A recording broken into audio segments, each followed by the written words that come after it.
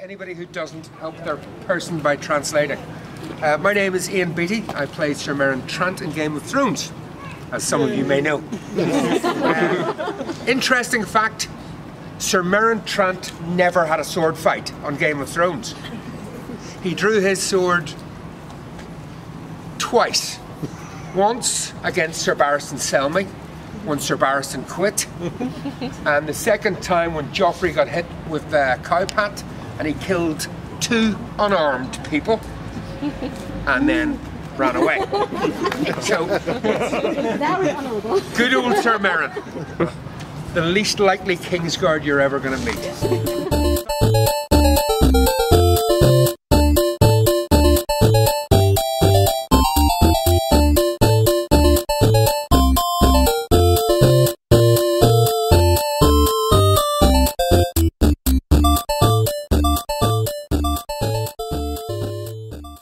Okay, third time is the charm because we're back with Ian Beattie as Sir Meryn Trant.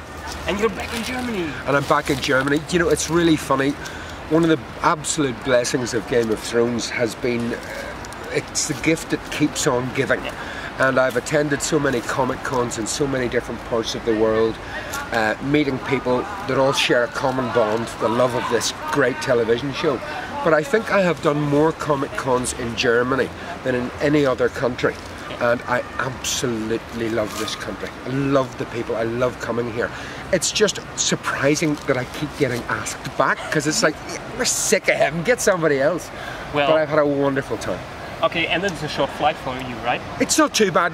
Belfast to England and then England to here, so it's 3 hours travelling. It's not too far away. So last time we met at the RPC. That's right. Cologne? Cologne, that's right. Yeah. And then you told me you were excited for the 7th season. Have you watched every episode, right? Every episode twice.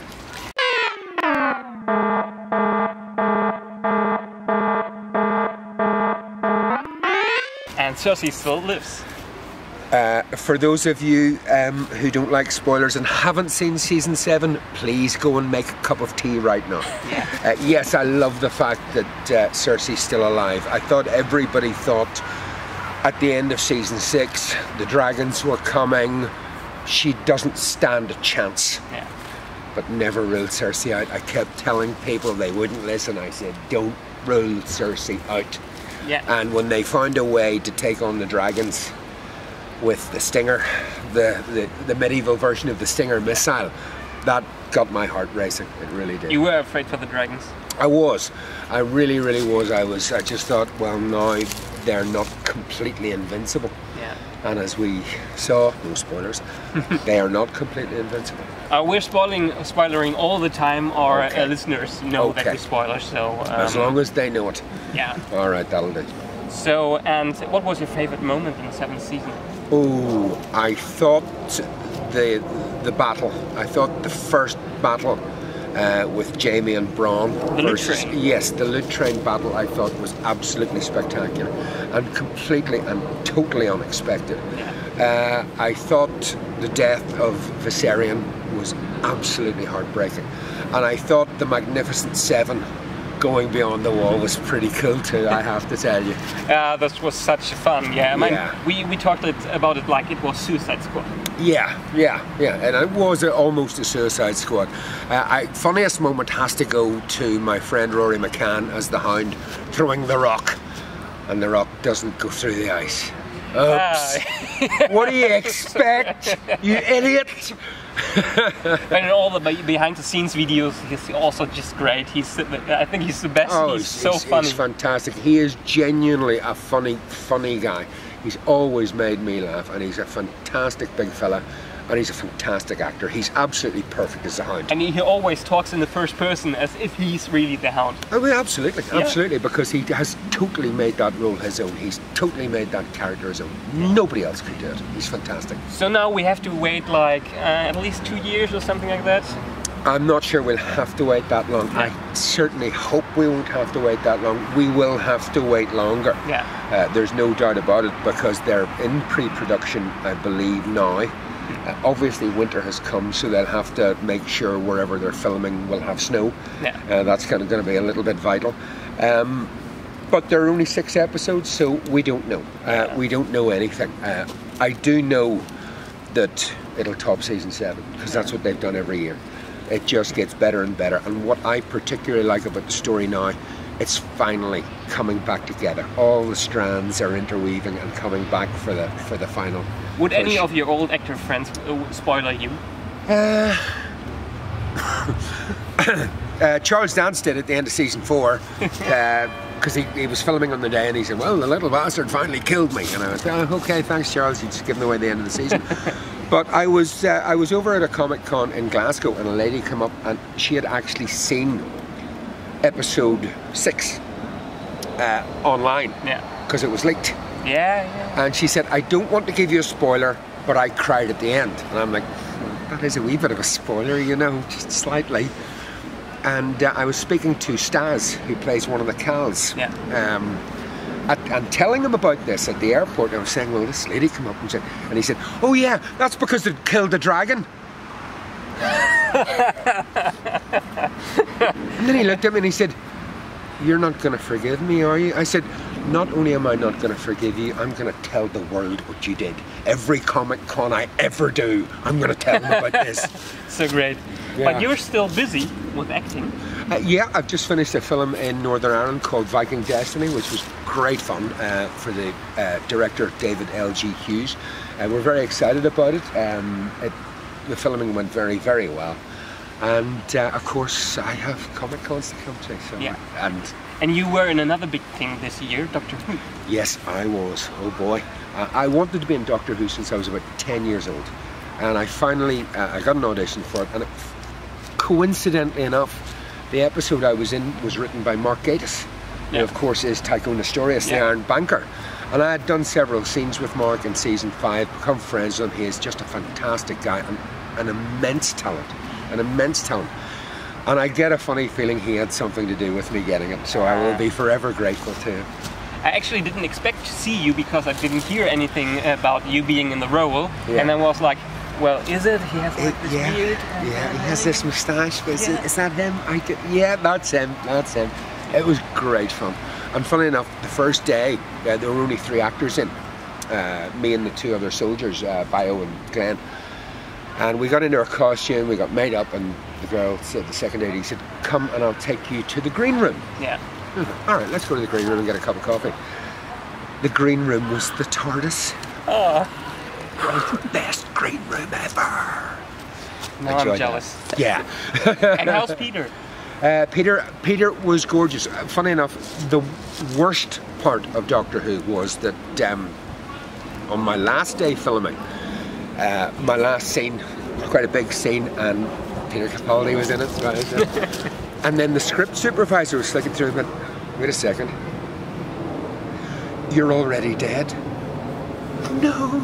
So I didn't actually get to film with Peter, which was a huge regret.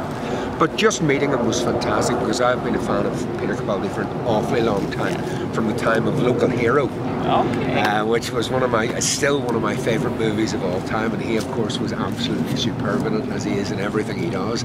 So it was a real pleasure meeting him. Do you know, I'm just like anybody else. I get starstruck. I really, really do. When I meet my heroes, it's just brilliant. Yeah. And today at this little convention, you were doing a sword workshop, fighting workshop. That was the first time I've ever done anything like this, and I have to admit that before I actually did it, I was terrified. I was really nervous, more nervous than when I go for an audition. Did they ask you for it, or did you like proactively said, "I want to do something like that"? No, it was kind of sprung on me, to be perfectly honest with you. I was told last week, "Oh, by the way, you're doing a sword workshop." What?